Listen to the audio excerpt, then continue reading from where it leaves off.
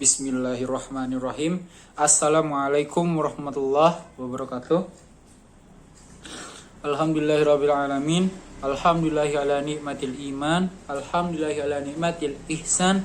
Alhamdulillahi ala nikmatil islam. Alhamdulillahi ala nikmatil hidayah.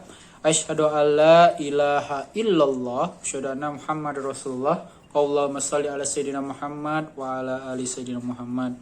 Amma ba'du. Perkenalkan, nama saya Muhammad Al-Farizi.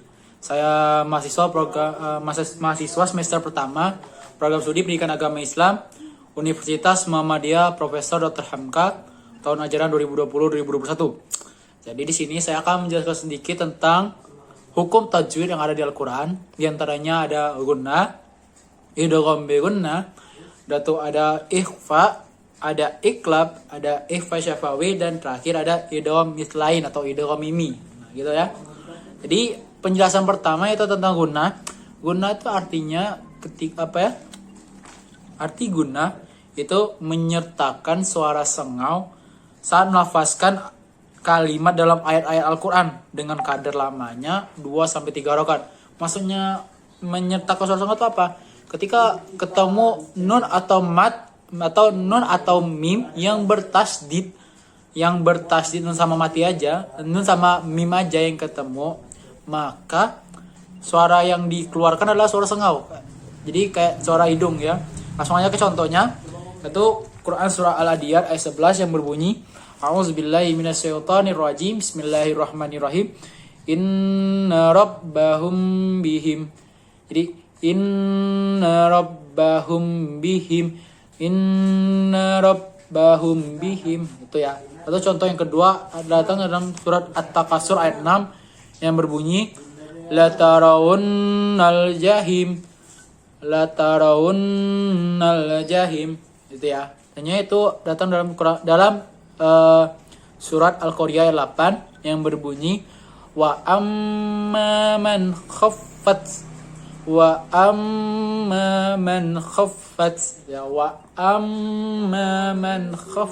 ya.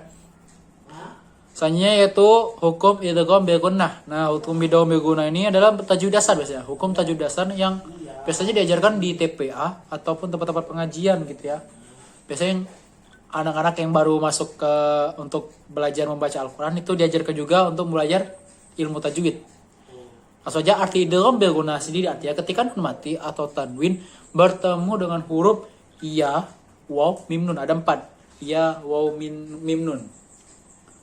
Nah, jadi pengucapannya itu seperti 2 huruf yang ditasydidkan. Nah, ini agak susah ya dalam memahami pengertiannya. Tapi langsung saja ke contoh ya. Yang pertama dalam Quran surah Al-Lahab ayat 1 yang berbunyi lahabiu watab. Kan kalau aslinya lahabib watab. Nah, itu karena ada hukum idgham bi gunnah maka bacanya lahabiu watab. Nah, selanjutnya itu dalam Quran surah Al-Humazah ayat 2 malau wa'ad dadah. Di malau wa'ad dadah. Nah, kalau aslinya kan malan wa'ad dadah. Tapi kalau dikenakan hukum idgham bi gunnah maka bacanya malau wa'ad dadah gitu ya. Tanya itu hukum tajwid ikhfa. Nah, hukum tajwid ikhfa ini sama kayak hukum tajwid idgham bi gunnah, hukum tajwid dasar. Jadi arti ikhfa sendiri artinya ketika nun mati atau tanwin bertemu dengan huruf-huruf ta, tin, jim, dal, zal, zai, sin, shin, shad, dot, to, zo, fa, qaf, kaf. Nah, langsung aja ya. Jadi cara baca ikhfa ini ketika nun mati bertemu salah satu huruf yang saya sebutkan tadi itu bacanya di nunnya itu jadi gitu ya. Langsung aja contoh dalam Quran surat An-Nas ayat 4 yang berbunyi min syarril waswas. Jadi minnya itu jadi bunyinya ng gitu. Min syarril waswas gitu ya. Misalnya datang juga dalam Quran surah Al-Lahab ayat 3 yang berbunyi naran zatal lahab. Nah, naran zatal lahab. Jadi yang hukum ifanya itu dalam naran zatal lahab. Misalnya itu hukum iklab. Hukum iklab ini sama kayak hukum idgham beguna, ikhfa, izar atau idgham belaguna. Jadi sama-sama hukum tajwid dasar ya. Jadi arti dari iklab ini ketika nun mati atau tanwin bertemu dengan huruf ba. Nah, huruf ba yang berubah menjadi mim dengan gunnah. Apa yang berubah jadi mimnya? Itu nunnya atau tanwinnya tadi berubah bacanya menjadi mim. Seperti apa? Huruf mim, baca huruf mim. Jadi contohnya tuh dalam Quran surah Al-Bayyinah ayat 4 yang berbunyi mim ba'di maja. Yang awalnya min ba'di. Jadi mim ba'di maja. Itu ya. Nah, kalau dalam contoh tanwinnya tuh dalam Quran surah Al-Balad ayat 2. Yang awalnya tuh wa antahillun hillun bihazal balad.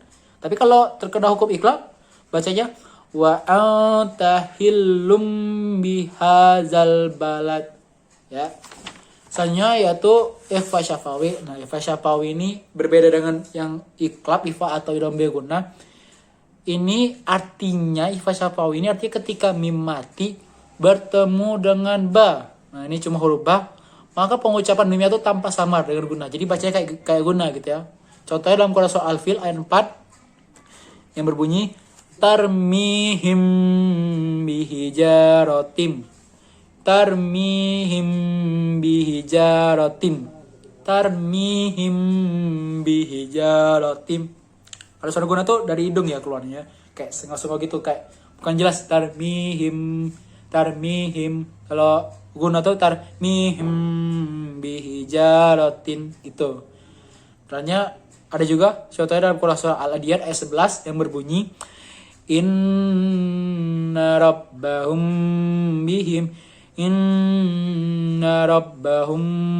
bihim itu ya. Misalnya yang terakhir itu ada idgham mislain atau idgham mimi. Nah, kalau tadi ikhfa syafawi ketika mim mati bertemu dengan ba, kalau idgham mislain itu mim mati bertemu dengan mim. Cara bacanya sama dengan ikhfa syafawi. Maka kita langsung saja ke contohnya dalam Quran surah Al-Quraish ayat 4 alladzi at'amahum min ju' alladzi at'amahum min ju' itu ya. Selanjutnya contoh yang terakhir dalam Quran surah Al-Humazah ayat 8 innaha 'alaihim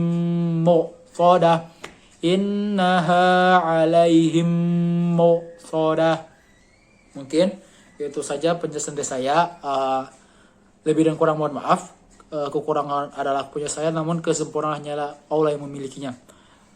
Saya tutup dengan kata-kata billahi fisabil haq fastabiqul khairat. Assalamualaikum warahmatullahi wabarakatuh.